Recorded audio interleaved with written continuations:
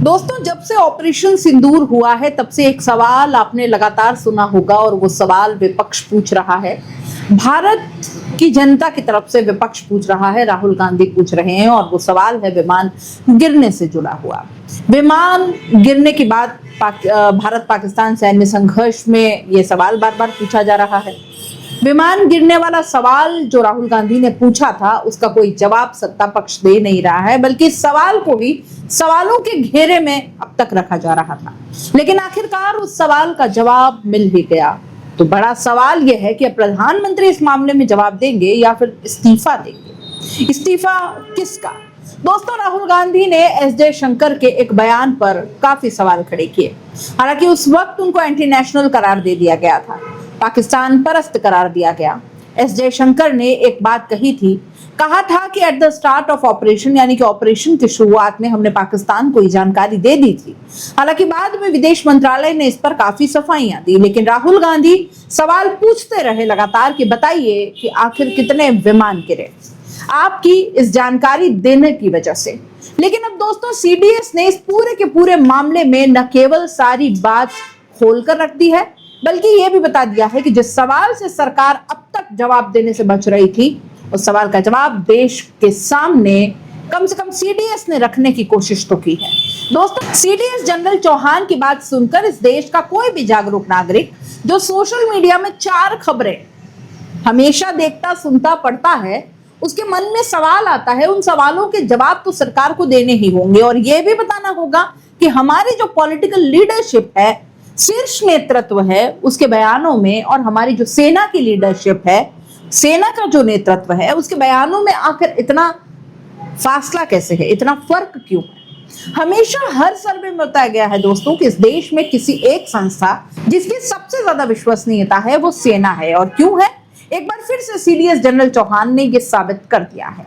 दोस्तों, भारत सरकार के मुखिया देश के अलग अलग राज्यों में घूम घूम कर जब सेना में शामिल लोगों के परिवार वालों से खुद पर फूल बरसवा रहे थे, उनको वहां रैली में शामिल होने के लिए न्योता दिया गया था, उस वक्त सीडीएस चौहान ने बहुत इंपॉर्टेंट बात कही है। अब उसकी डिटेल्स निकल कर सामने आई हैं। देखिए, सीडीएस चौहान बताते हैं कि 7 और 8 तारीख को और 10 तारीख को पाकिस्तान को बहुत गहरा गाँव दिया है भारत ने। इनफैक्ट 10 तारीख को तो हर तरह के हथियार इस्तेमाल किए गए, हर तरह के। दोस्तों, सीडीएस ने यह बात कही है, वो तो हमें अमित शाह ने तक नहीं बताई। अमित शाह यही कहते रहे कि 100 किलोमीटर अंदर घुसकर हमने पाकिस्तान को मारा। सीडीएस ने हमको यह जानकारी दी कि 300 किलोमीटर अंदर घुसकर हमने पाकिस्तान पर हमला किया है। बहुत बड़ी बात है दोस्तों अपने आप में ये। लेकिन सोचिए, 10 तारीख को जब हमारी सेना इतनी जबरदस्त अपर हैंड में थी, 10 तारीख की शाम को अमेरिका की तरफ से सीज फायर की घोषणा कर दी गई। वहीं दूसरी ओर दोस्तों, पूरे सैन्य संघर्ष के दौरान लगातार इस बात को लेकर खुलेआम चर्चा हो रही थी कि परमाणु युद्ध का खतरा बन सकता है। आपको याद होगा, इसको लेकर भी सीडीएस ने एक बहुत सदा हुआ बयान दिया। दोस्तों, सीडीएस ने अंग्रेजी में बात कही है, उसका हिंदी अनुवाद भी मैं आपको बता देती हूँ। उन्होंने कहा था कि मेरा व्यक्तिगत मानना है कि पारंपरिक सैन्य अभियानों और परमाणु हथियारों के इस्तेमाल के बीच काफी गुंजाइश होती है। दोनों देशों के सैन्य नेतृत्व ने पूरे संघर्ष के दौरान, गौर से सुनिएगा दोस्तों, दोनों देशों के सैन्य नेतृत्व ने पूरे संघर्ष के दौरान विवेकपूर्ण और जिम्मेदार व्यवहार किया, जिससे तनाव के बावजूद हालात जो है वो नियंत्रण के बाहर नहीं गए। न केवल भारत के सेना के नेतृत्व, सैन्य नेतृत्व की तारीफ कर रहे हैं, बल्कि एक तरह से पाकिस्तान के सैन्य नेतृत्व के लिए भी बोल रहे हैं कि सीडीएस चौहान के संघर्ष में दोनों ही देशों का जो सैन्य नेतृत्व था, इस बात को लेकर उसने जिम्मेदारी से काम लिया कि किसी भी हाल में हालात जो है वो नियंत्रण से बाहर न जाए। यानी कि जो परमाणु युद्ध के खतरे की बात कही जा रही थी, ऐसा कुछ था ही नहीं। ये हमारे सीडीएस बोल रहे हैं ना। लेकिन दोस्तों, इसी इंटरव्यू में सीडीएस चौहान ने यह बात भी स्वीकारी कि शुरुआत में गलतियां हुई, लेकिन हमने उन गलतियों को तुरंत ही ठीक किया। टैक्टिकल मिस्टेक, ये शब्द इस्तेमाल किया सीडीएस ने, और हमने उन गलतियों को दुरुस्त किया। 10 तारीख को हमने बहुत कड़ा प्रहार किया। हालांकि 7 और 8 तारीख की रात जिस चीज को लेकर सीडीएस बात कर रहे हैं, तब भी हमने 9 आतंकी ठिकानों को निशाना बनाया था। लेकिन ये एक तरीका है सेना का देश को बताने का कि हम आपसे कुछ नहीं छुपा रहे। बड़ी बात क्या है दोस्तों कि सेना ने तो कुछ नहीं छुपाया, लेकिन अब भारत सरकार के मुखिया को तो ये बताना ही होगा कि अब वो क्या छुपा रही है। क्या कुछ ऐसा छुपाया जा रहा है देश से जो अगर सामने आ गया तो इस सरकार की साख पर बट्टा लग जाएगा। दोस्तों 7 और 8 तारीख की रात को कुछ राफेल विमानों का नुकसान हुआ। ये जानकारी तो पूरी दुनिया की मीडिया में तैर रही थी। ये ऐसी कोई बात नहीं थी जो आपको और मुझे पता नहीं थी। हाँ, कुछ यूट्यूबर्स ने हमारे जैसे पूरी जिम्मेदारी निभाई और राफेल को लेकर कोई खबर हमने नहीं चलाई, क्योंकि उस वक्त देश युद्ध की स्थिति में था और भारत सरकार की तरफ से या सेना की तरफ से कुछ भी नहीं कहा गया। हालांकि सेना ने राफेल को लेकर अभी भी कुछ नहीं कहा है दोस्तों, लेकिन क्योंकि सीडीएस चौहान ने जेट्स गिरने की बात स्वीकार कर ली है, इसलिए मैं ये बात पूछना चाहूंगी और मेरे जैसे तमाम दर्शक आप भी पूछना चाहते होंगे और पूछना चाहिए कि अब तो सरकार बताए ना। सेना ने तो अपना काम कर दिया, सरकार बताए कि कितने विमान गिरे, क्योंकि यही सवाल तो राहुल गांधी ने पूछा था एस जयशंकर से, और जब पूछा था तो उनको एंटी नेशनल कह दिया गया, पाकिस्तान परस्त कह दिया गया।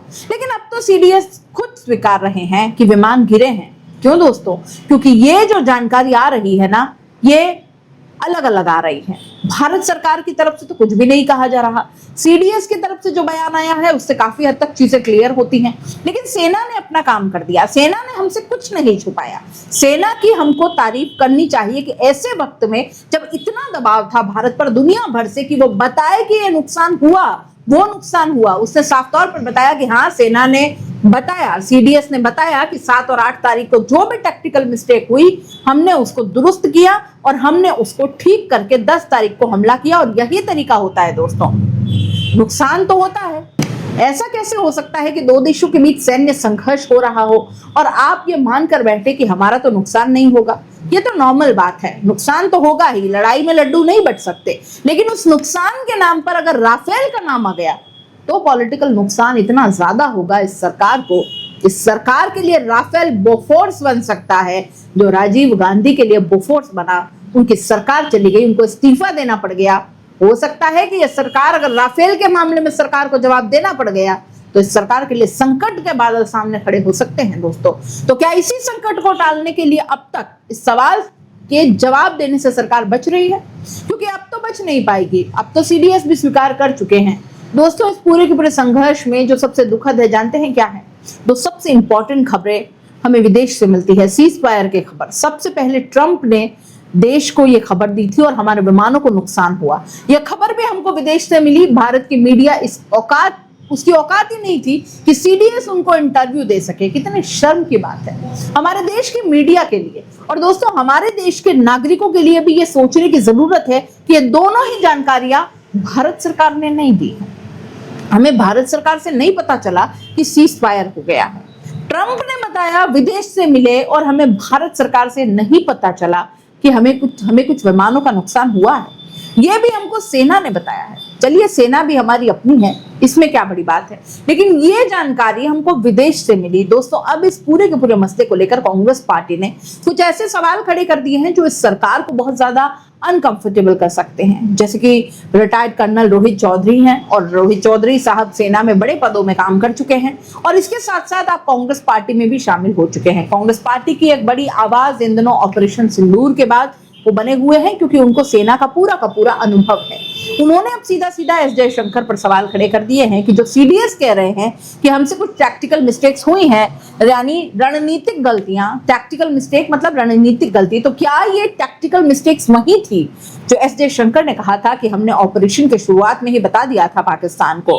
क्या कह रहे हैं सुनिए एक बार। जय हिंद साथियों, अभी मैंने जनरल अनिल चौहान सीडीएस उनकी एक स्टेटमेंट देखी जिसके अंदर उनसे पूछा जा रहा है कि कितने भारतीय जहाज गिरे, तो उन्होंने इसके ऊपर कहा कि कितने गिरे ये मैटर नहीं करता, लेकिन क्यों गिरे ये ज़रूर मैटर करता है। और हमने एक टैक्टिकल मिस्टेक की और उस टैक्टिकल मिस्टेक के बाद हमने रेक्टिफाई किया, रेमेडी किया और 2 दिन बाद हमने सभी अपने जहाज उड़ाए। इसका मतलब ये है कि 6 और 7 की रात को कुछ ना कुछ तो ऐसे हुआ है जो कि छुपाया जा रहा है, देश से छुपाया जा रहा है।